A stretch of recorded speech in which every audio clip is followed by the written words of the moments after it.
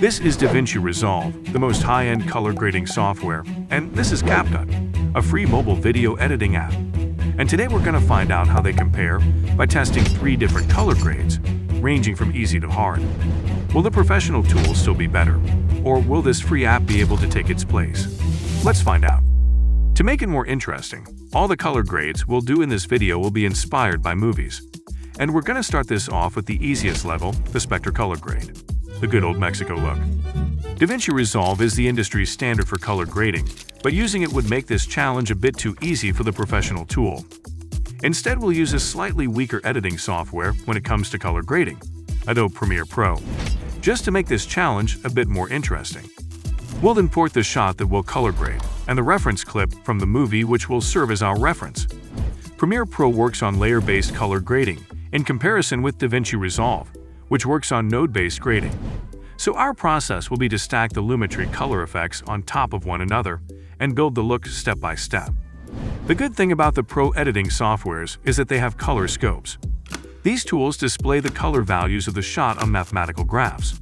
Let's open the RGB scope. On this scope, we can see the red, green, and blue values for the whole shot. Using the RGB curves, we'll try to make the RGB scope of our shot look as similar as possible to the RGB scope of the reference shot. Then we'll use Premiere's color match feature. Using the color wheels, it will try to match the colors to the reference clip. The next thing we'll work on is the sky. Using the HSL secondary tool, we'll select just the blue sky range and push the temperature to orange while increasing the brightness so the sky looks overcast as in the reference. With the same tool, we'll change the color of the suit. Skin tones are a bit too saturated, so we'll select them and fix that. And for the final touch, we'll add some slight adjustments using the color wheels and our Spectre LUT.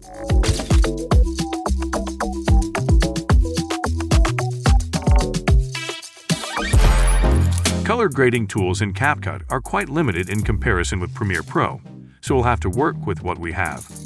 We'll start with the RGB curves. Unfortunately, CapCut doesn't have color scopes, so we'll have to do it without them and try to copy the curves we used in Premiere as a starting point. Color wheels also aren't available here, so we'll use the temperature slider to add some more warmth to the shot. Then we'll decrease the saturation just a bit. Let's get back to the RGB curves and bring the midpoint of the main curve down to add some more contrast. We'll get rid of these excessive greens by pulling the hue slider to magenta.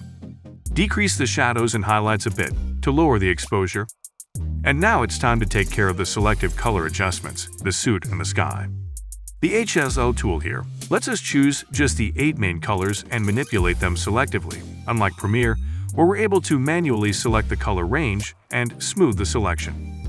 Looks like we won't be able to get a selection of the sky, but at least we got the selection of the suit, so we'll desaturate it to get rid of the green cast.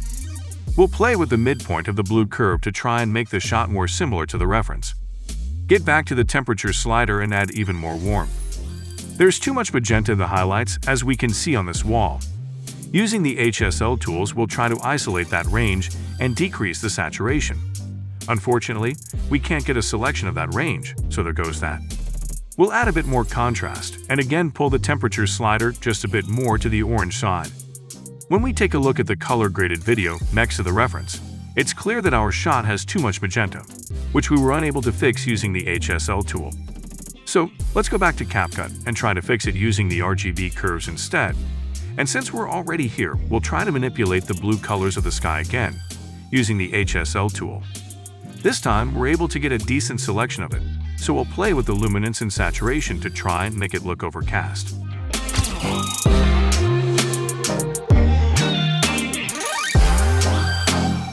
CapCut shot isn't looking too bad, but we couldn't do that good of a job on skin tones and sky, so this one goes to Premiere. Fun fact about Mad Max Fury Road. It was supposed to be a black and white film, as the director stated, but the studio wouldn't let him make the film in black and white, so he was forced to make it in color. Out of anger and disappointment, the director gave a simple brief to the colorist, saying the movie should be saturated and graphic, and the night scenes should be blue. This one sentence created one of the most iconic film looks of all time. To speed up the process, we'll import our Mad Max Fury Road LUT.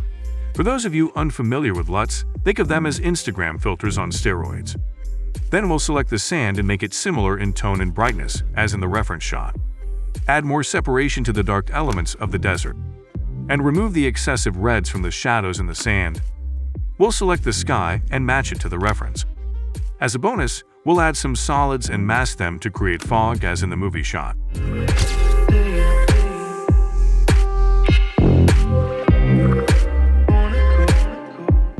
We'll start by increasing the saturation and contrast. Then we'll change the colors of the sky using the HSL tool. And we'll also change the tone of the desert to match the reference. For the final touch, let's just add the same fog we did in Premiere.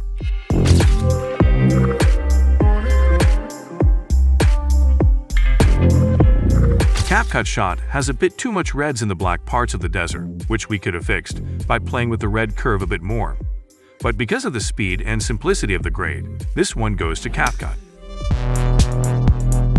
We'll start by adding some contrast. Then we'll apply our Joker LUT. She's starting to look like Marge Simpson, so we'll quickly fix her skin tones. Add some more contrast using the RGB curves. And some more minor skin tones adjustments. Add the vignette as in the reference shot.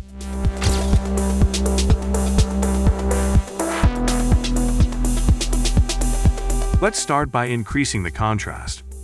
Then we'll play with the RGB curves. Add a little bit more saturation. Adjust the temperature and hue to get more of that cyan look. Then we'll add some more shadows. And add a vignette. Adjust the main curve to add more contrast. And now we can move to the HSL tool. We'll play with the yellow and orange colors to try and manipulate the skin tones. We can't get as good of a selection as we hope to, but at least we got rid of the excessive yellow tones we had before. Then we'll play with the cold tones and try to match them to the tones of the reference. For the final touch, we'll decrease the brightness and exposure to make the whole image darker.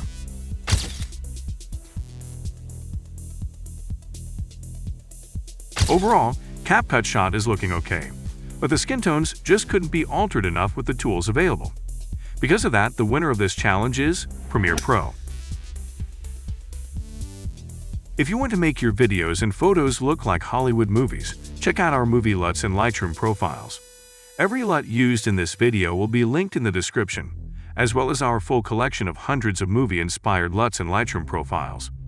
After you download the LUTs, just import them into the video editing software that supports them, and you can use them on any video you choose.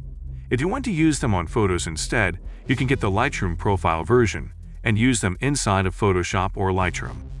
Mad Max Fury Road and Joker color grades shown in this video are explained in detail in our color grading course, so if you would like to check that, link for it is in the description. If you like this video, you might want to check this one, where we fix the worst color graded movies ever.